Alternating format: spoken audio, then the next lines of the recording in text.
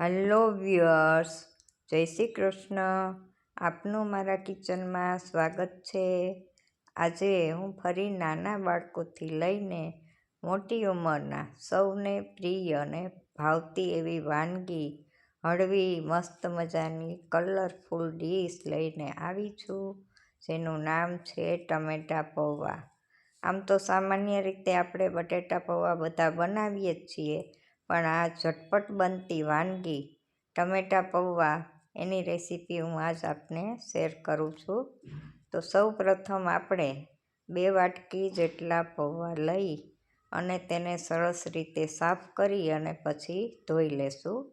તો અહીં મેં ગરણામાં બધા પૌવા નાખી દીધા છે. હવે આપણે નળ ચાલુ કરી અને હળવા હળવા હાથે ધીમે ધીમે આપણે ઉપર નીચે કરી અને બધા જ પૌવાને સરસ રીતે ધોઈ લેશું, જેથી તેના ઉપર લાગેલો જે કંઈ કચરો કે ડસ્ટ છે એ દૂર થાય અને પૌવા એકદમ સરસ સફેદ મજાના થઈ જાય. તો આ રીતે મેં પૌવાને ધોઈ લીધા છે એક વખત, અને ઉપરથી હજી ગ્લાસ એક પાણી ભરી અને નાખી અને ફરીથી સરસ રીતે એને ધોઈ લઉં છું. હવે આપણે તેને થાળીમાં પોળા કરી અને પૌવાને રાખી દઈશું. એને થોડીવાર આપણે રેસ્ટ આપીશું. ત્યાં સુધી આપણે સરસ મજાના લાલ લાલ ચટાકેદાર ટમેટાં છે એને કાપી અને એના ઝીણા ઝીણા કટકા કરી લેશું. તો આ રીતે મેં ટમેટાને પહેલાં મોટા મોટા કાપી લીધા છે અને ત્યારબાદ એના નાના નાના કટકા કરી લેશું, જેથી ચડવામાં સરળતા રહે. તો અહીં આપણે બધા ટમેટાને સુધારી લીધા છે અને બધી વસ્તુ મેં તૈયાર કરી લીધી છે. હવે આપણે કોથમરીને ધોઈ અને સમારી લેશું.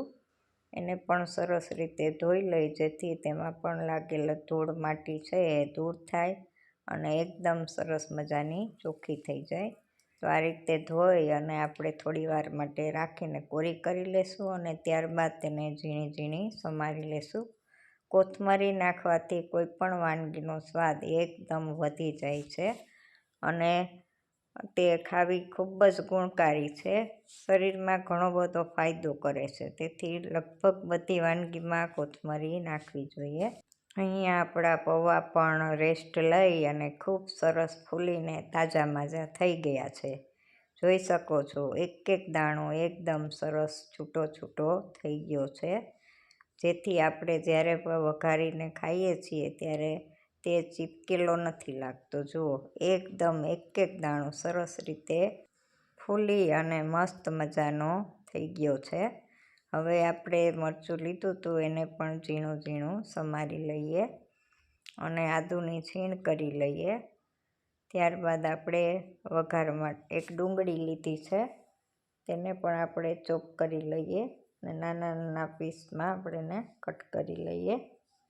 તો અહીં આપણે મરચું, લીમડો, ટમેટું, કોથમરી બધી જ વસ્તુ વઘાર માટે હવે તૈયાર છે.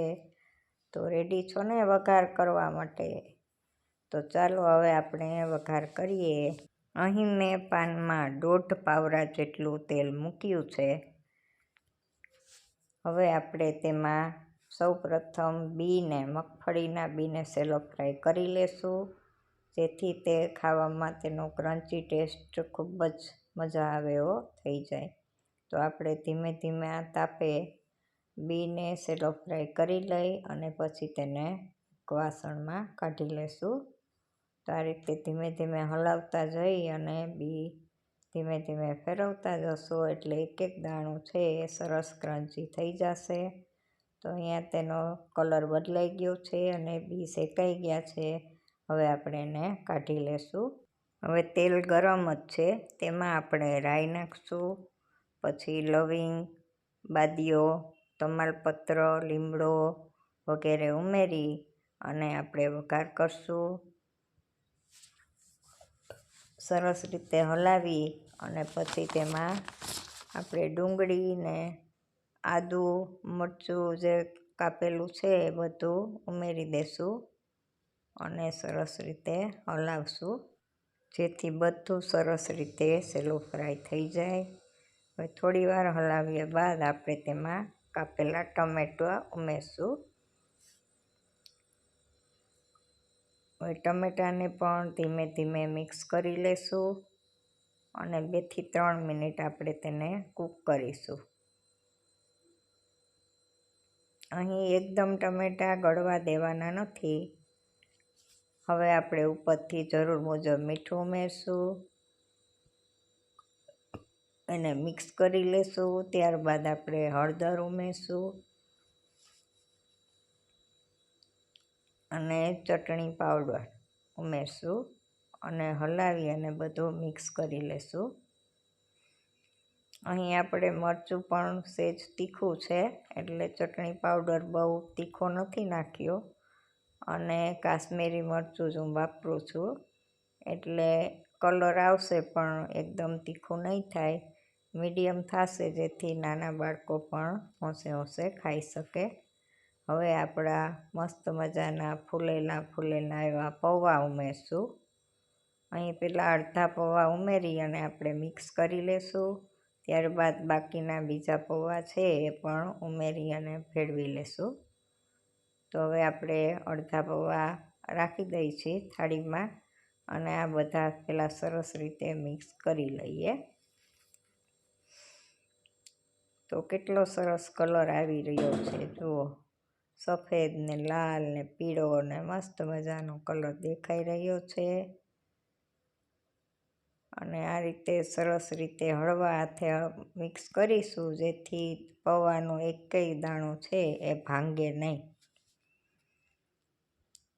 તો સરસ રીતે મિક્સ થઈ ગયા છે. તો બીજા પૌવા હતા બાકી એ પણ મેં ઉમેરી દીધા છે. તો એકદમ મસ્ત મજાના ટમેટા પૌવા તૈયાર બની ગયા છે.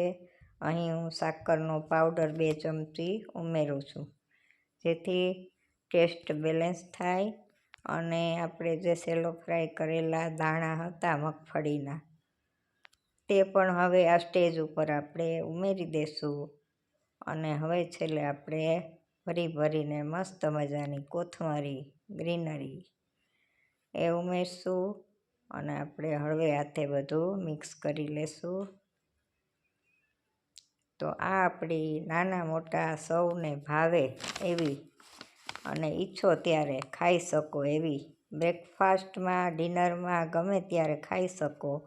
અને બાળકોને જો દિવસમાં ગમે ત્યારે ભૂખ લાગે તો ફટાફટ 15 થી 20 જ મિનિટમાં તમે આ રેસીપી બનાવી અને ગરમા ગરમ બાળકોને ખવડાવી શકો છો.